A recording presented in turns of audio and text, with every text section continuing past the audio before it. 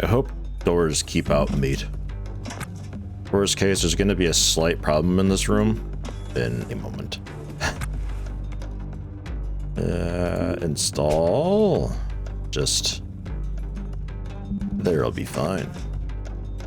But like it's kind of a secure-ish area. I mean, it can bleed through walls.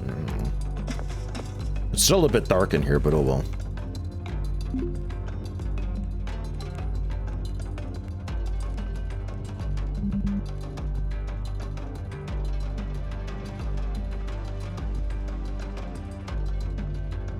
Okay.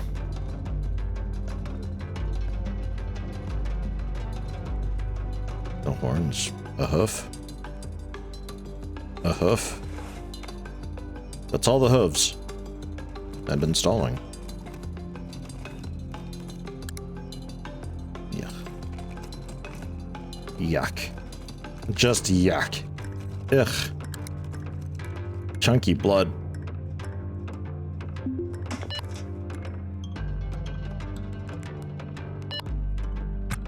Congealed, darker than usual, viscous texture, possibly slightly pulsing, appears neither human origin nor healthy. Commence ritual.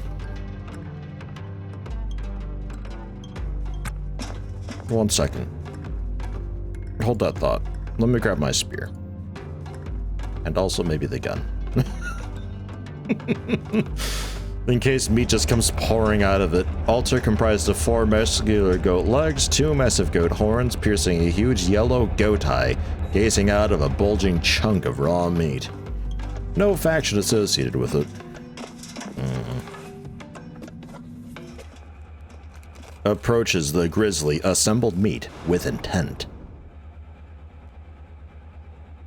As you stare down the strange assemblage of harvested organs, the world around you begins to quiver and bend. A dark shadow beneath the idol grows and spreads, like ink dropped in a pool of still water, until everything around you but your body and the makeshift totem is black.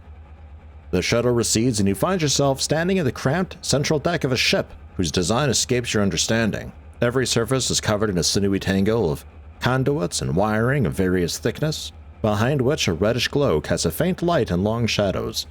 The air here is free from the sterile chemical smell of recycled oxygen. Instead, it is warm and moist, like breath exhaled from a living body. Before you, where the idol once sat, you find a long-dead nav station. It's covered in narrow wires that run from the ground like overgrown weeds. Visible through the tangle of wires is a plate on which the ship's name is stenciled, the Lesser Key of Solomon. Branching from the central deck, you find 3 corridors leading to deeper cabins of specialized design. To the left, there is a laboratory, to your right, a crew quarters, and ahead of you, down the longest corridor, is the reactor room. Crew quarters. Is there anybody else here, maybe? What you find here is, on first impression, a standard small crew quarters. 2 bunks, several storage lockers, a single sink and toilet. Personal effects lay on the end tables in haphazard arrangements. Eyeglasses, reading material, photographs of friends and family pinned to the walls. 4 lab coats, long ago white, hang on the wall beside each bed. As your eyes adjust to the reddish darkness, however, the scene resolves into something far more strange. The massive conduits on every surface run towards the bunks and up into the beds. There, they disappear into a long form under age-browned sheets spotted with rust-colored stains. Remove the sheets. You peel back the sodden sheets to find a sleeping, malformed creature whose proportions are the only element you could reasonably describe as human. They are nude, save for the snaking conduits that run from the nest beneath them into port-like sores on their chest, arms, and legs. Bristly fur covers their body in thick patches of the abdomen and upper thigh. Their jawbone is elongated and distends into a respirator of original design. 2 horns poke through the matted, filthy hair on front of their skull. Chasing a sick sense of curiosity, you draw back the sheet further and find beneath it more hair, in which nest genitals beyond your recognition. 2 long, ungulagrade legs bend down to a pair of cloven hooves. Okay. Let's check out the lab, I guess. Inside the lab, you find an array of rusting generic and surgical equipment. The swollen conduits from the walls run to broken specimen tanks and now vacant operating tables. Every surface drips with a warm, viscous liquid. One operating table in particular catches your eye. In fact, it appears to be several tables, all of them set side by side and welded together at the center to create one overlarge surface. The arrangement sits in the center of the room and is surrounded with crude scaffolding reaching nearly to the ceiling. Platforms are set into the scaffolding, and dozens of hand lamps are clipped to it, all of them pointing down at the assembly. Terminals line the right side of the room. One flickers to life, then dies out again as a conduit beside it sparks. Wow, it's like a overly large surgical table, I guess. To the reactor room, then. Hey. Interesting image. The environment around you grows hotter and more humid with every step you take down the long corridor into the deepest bowels of the ship.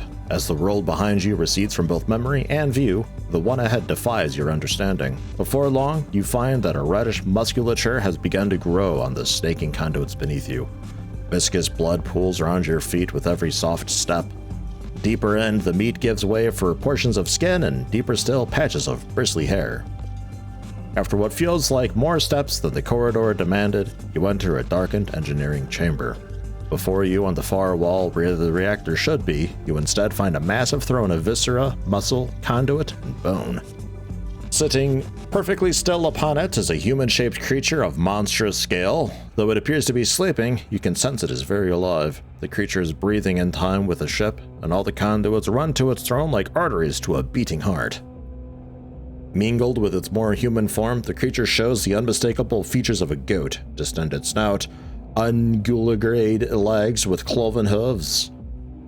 That can't be ungulagrade. What? Ungulagrade? Ungulagrade? I don't know, man. I don't know what that is. Goat legs with cloven hooves, man. And two huge horns on its head that suggest a casual lethality. Its meaty muscles are obscene in their size and proportion. Bristly hair gathers at its otherwise nude waist and upper thighs. The hair fails to conceal the creature's overly large phallus, the upward curve of which produces in you an unsettling mixture of emotions. Sitting beside the throne is a scepter of spine leading to an ornamental goat's skull. From it sprouts a pair of shattered horns, forming many sharp points. Charge it unprepared and strike it down. Okay, I'm kind of tempted to do that, honestly. Like, just get it over with.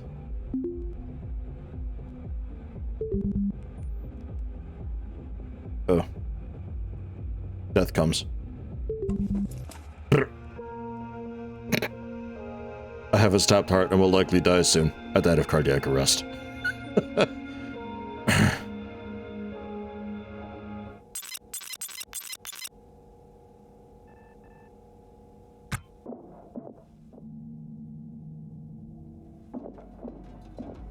Just gonna use the lamp this time because I don't think this is gonna be like a permanent fixture here, right?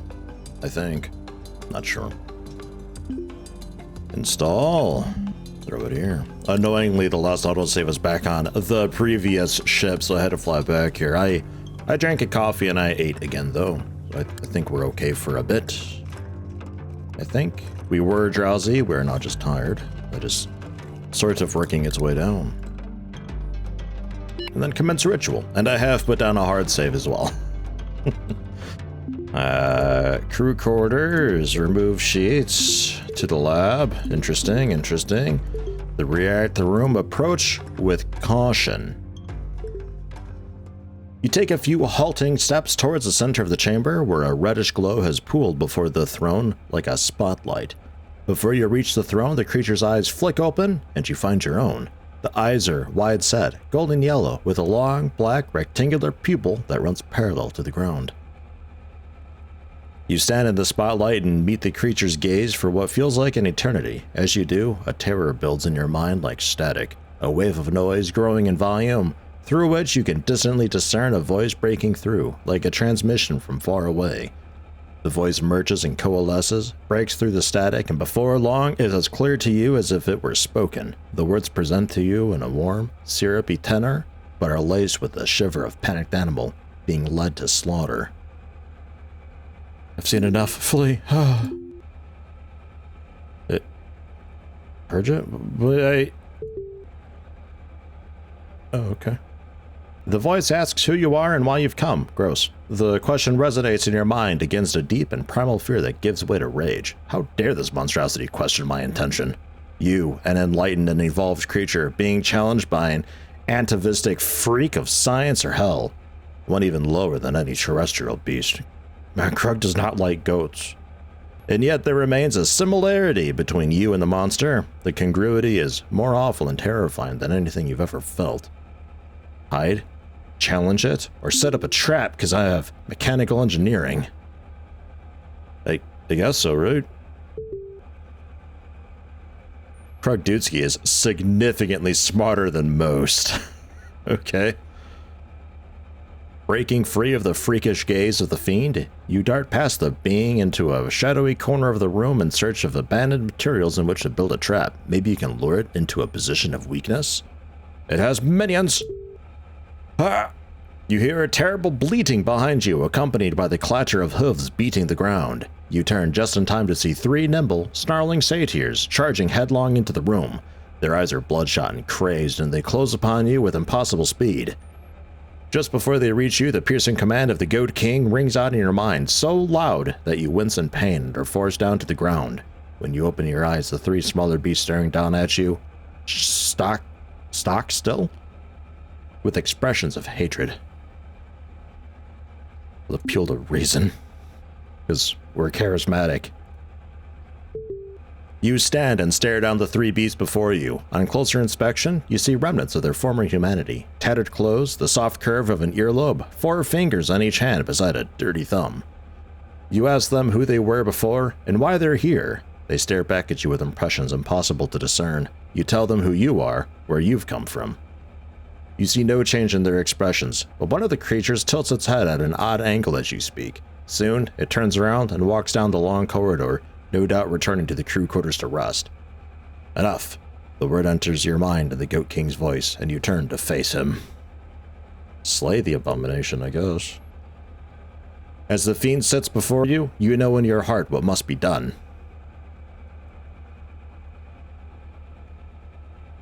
Unarmed... We're skilled on... we're just... If there's a skill check thing, I guess we go for it, right? I don't know. Stealing... Guys. It's a lot of reading. Steeling yourself against the fear, you remember that you've trained your body and fought enough to rise to this occasion. You move your feet into a stable brawling stance and watch as the Goat King stands from his throne and picks up the spinal scepter beside him. The swing comes so fast that your body dodges it before your mind has a chance to react. The Goat King's scepter smashes into the meaty ground in a huge splash of thickened blood. As the blow falls, the entire ship contracts around it, and the Goat King himself staggers, clutching at his own stomach. Seeing your opening, you kick the Goat King's side, striking it just below its exposed ribs. The king swings out again, this time connecting with your legs, which disappear from under you, and you fall to the ground. Another blow falls, and again you manage to escape it, this time rolling away as the scepter smashes down beside you. The huge blow cracks a bone deep in the hull of the ship. The Goat King cries out again and stumbles back, clutching its own leg. You stand and swing at the injured leg, a blow that sends the Goat King kneeling before you like a knight awaiting the touch of the sword upon his shoulders. With your last ounce of strength, not saying much, you bring your hands together into a fist and bring it down on the creature's head. The king's skull splits open, and his body collapses. The ship continues to sputter and groan around you. Knowing your work here is done, pry the spinal scepter from the king's grasp and return to the shimmering portal at the nav station in the center of the ship. You pry the spinal scepter. You step through it and return to the world you left behind. In your hand, you find the scepter, the only evidence you'll ever have of this horrible encounter.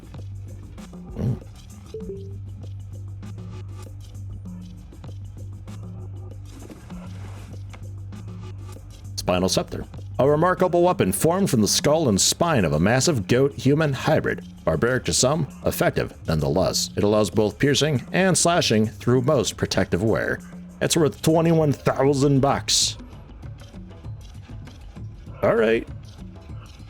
And it fits on my clip point. Scrap. Bash. Strike it.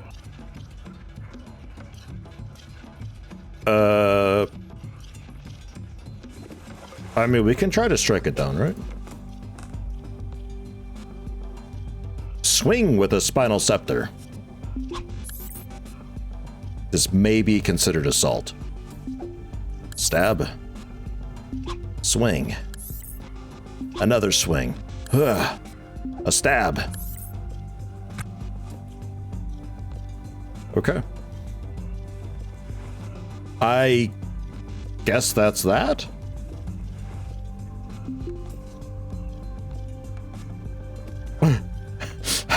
It's oddly high definition.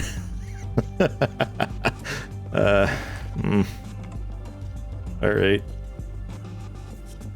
Cool. Maybe.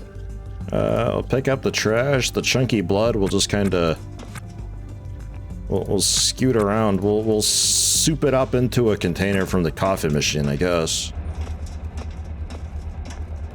And the world is just moving on as if nothing ever happened. They have no idea how close they came to the end of the universe.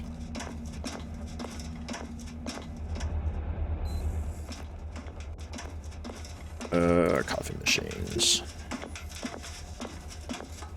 Take just both flasks. I don't know. And then we'll jettison the flasks out. Gone once and for all, forever. What a hero. Jettison. I can drink this? Disgusting. Why would I want to drink it? Yuck. It's probably pretty cool to drink, actually, though. It'd probably be a bit of thirst and also hunger. Yeah, I can only play with the rat. Okay. I wasn't sure if I could feed it with the meat, because I got a little bit of meat with me just to see, you know. Alright. So... very weird story thing. I like that there's little stories like that. This one is a little... it's a little bit out there. Gotta be said. But I appreciate its somewhat existence, you know? Like, it's cool to have these little quests and little stories in the world kind of evolving based on your progress with the quest and all that. I like that. That's a cool thing. I think this one's just a little bit too out there, though. The spear, man. Can we restore the spear decently, or... absorbent, flexible, sheet, not slotted. Or restoring the spear. With... cloth? I'm not really sure what we're using for the spear. The spear's not really worth a whole lot, though. I think we... oops. I'm a flying boy. I think we jettison out the spear. Just be done with it, since we got a cool goat scepter thing instead. Choom. Because it doesn't even, like, really fit anywhere.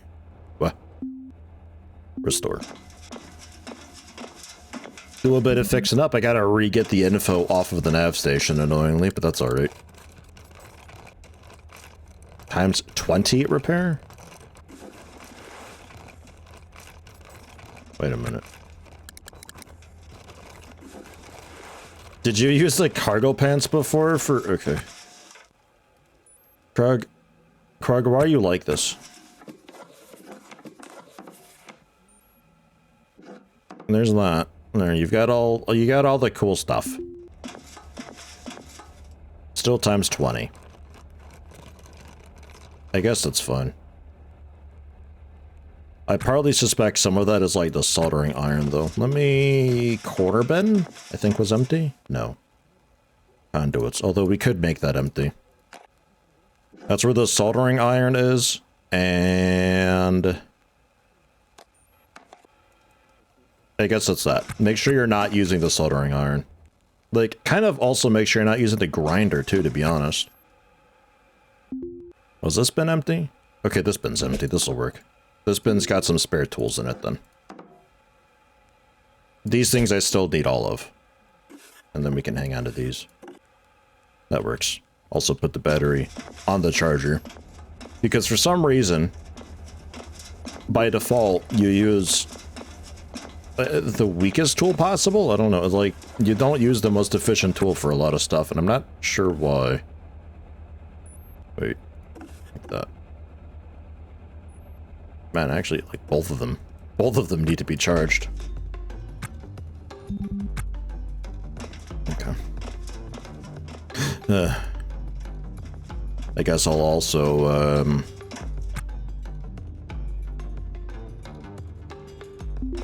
properly change clothes, too. Okay, that's all fixed up. That's all fine.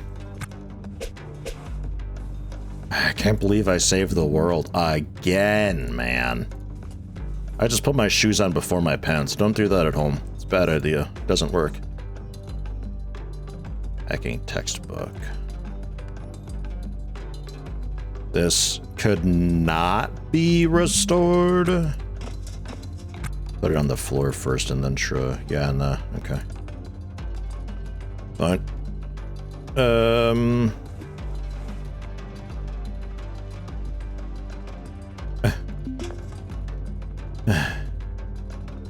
Yeah. I'll see you in a bit. I got crap to sort, man.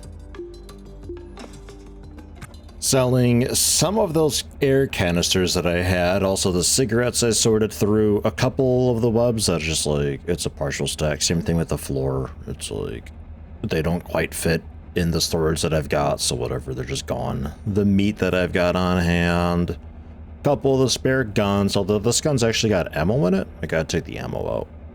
But, that's okay. 36,000 bucks in that. Also, the old permit, I was like 8 minutes too late or something, so I had to blow a new permit for that. Annoying, but, well, what you gonna do? A couple of these pill boxes. Yeah, you're the empty one. I meant to actually sell the box as well, but oh well. Those nausea pills we're hanging on to. Those injectors we're hanging on to. One of these dollies.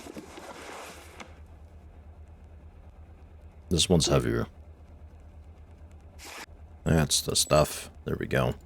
So both of these guns can go now. Both those guns can go. I think this tote can also be put away somewhere. Yeah. This tote is, I don't know. An electronics tote, I guess. I don't know what to do with it. I guess it could be like another PDA tote, because I put all of the PDAs that I had inside one of these totes. It's a bit nicer, but it's also basically full, so yeah, a second tote works out okay for that. So pick that up then again. Both of these guns can go. That super handy is empty. And the other one has just weaponry on it. Okay. Just a big old weaponries thing. And I guess the splint I can, I guess, hang on to? I don't know. I'm not sure. The bullets I want to hang on to, I need to figure out what I can do with those.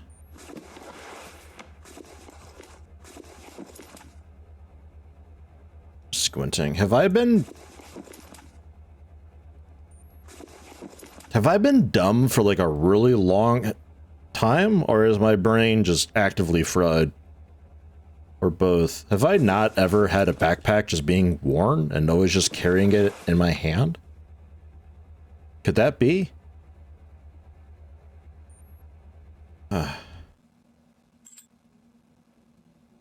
Okay. Spare ammo then. Where are we putting spare ammo? Pain relief and antibiotics are currently in my pocket. We'll put these down here with the rest of the pharmaceuticals that need to go somewhere at some point. That's the empty box. Right? You're empty? Just making sure? Okay, cool. We could just jettison the splint and some spare ammo. That's all stuff that we're hanging on to. So we have 2 empty carts. This cart now has just weapons. We need to clear that out. So let's go up and sell that quick. The HE3 tank, because this actually has some solid helium in it, it weighs a couple thousand kilograms. So I'm going to drag this and we're going to put this in my dorm because I don't want to be lugging that around. That seems very heavy. Like, really heavy. I'm not sure how much, like, the crap out here is, but, I don't know. It's a couple thousand extra kilograms that I don't need to be lugging around. But I want to hang on to it. The cart. Yeah. You can have that, but generally toggle all. 2,000 bucks. Okay. Have that. Let me drop this off, and then let me head down to the black market and see what they're willing to pay for that. There's a field coil assembly and also the fusion core pump there, too. Not a horribly expensive price. I don't know. Could be something that I go for. The weapons, though, first off. You don't want any of those. Okay, well, great. In the right wing, then, there's that. And then I've got... in my pack, on my PDA... Nothing. You don't want any of that. I'll take it anyway. I don't care. I don't care. Man. Alright. Except 14,000 bucks. Boom. Done. Not bad for a single, like, comm console thing. Or nav console. Whatever console. And then 23 bullets. I've got... Is that just on the floor that I put it? I don't know how many it is, because you don't want it, so I don't know. I think it's like 3 bullets or something. I'll take 15 bullets to maybe finish off a magazine. Shrug. I don't know. Tempted, but I think we can find some on a ship. And with that, I think that's everything sans what's in the nets. I think everything else inside the ship is taken care of. Can't believe I have 3 super handy carts. I don't know what to do with any of them. One of them will be going inside my dorm probably because this is too much crud.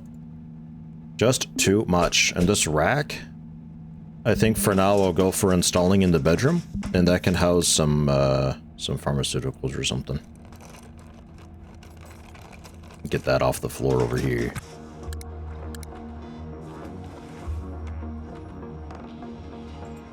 Ah, I guessed right, by the way. It was 5. Aha!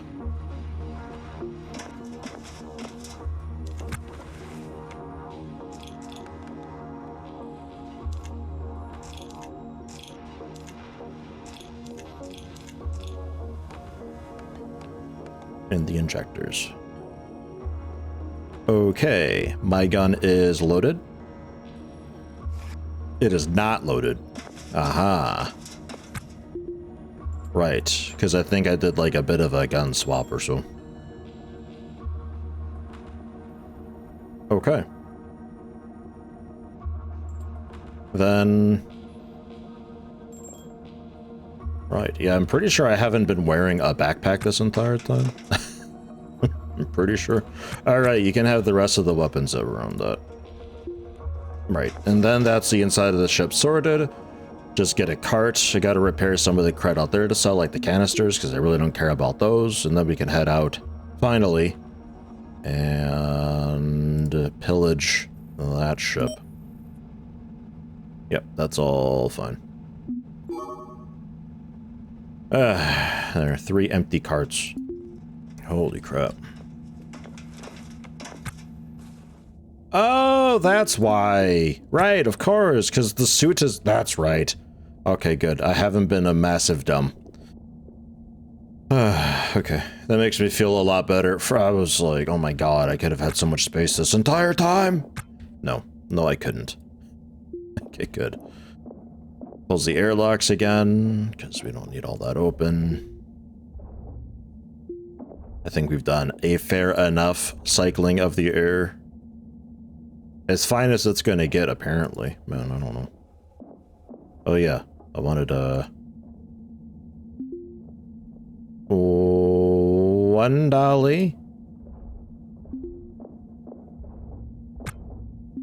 Inventory of the dolly. Scoot over. Put this on. Right? You're my actual adventure dolly. Oh, look at all the space that I've got up there, man. We just gotta get this stupid thing out of the way. And then one of these dollies can go up into my dorm. And then that third dolly, I guess, just sits. I don't know. It's kind of fun sorting all this stuff, though. Like, it's a bit of a ball ache, but it's a really satisfying, like... It's a really satisfying feeling. Just, here's the stuff that I want to keep. Here's the stuff that I want to get rid of. We repair it, we sell it, and we make a bunch of money. Buy storage solutions so we can carry more stuff. It's just, it's all very good feeling. Very, very good feeling. And that, and then... most of the walls? I don't even really need these anymore, to be honest. There. Saves a good bit of space up there. Eventually we can get rid of those walls, but, I don't know. I'm not sure when the time for that is. Because I'm going to be trying to keep with the same theme of walls. So I'd like to have actually enough for the next construction project, which that up there is absolutely not. Because I'm going to be elongating that cockpit area to make it more of a hallway. And then attaching a couple rooms on the side. Very much not enough walls for all that.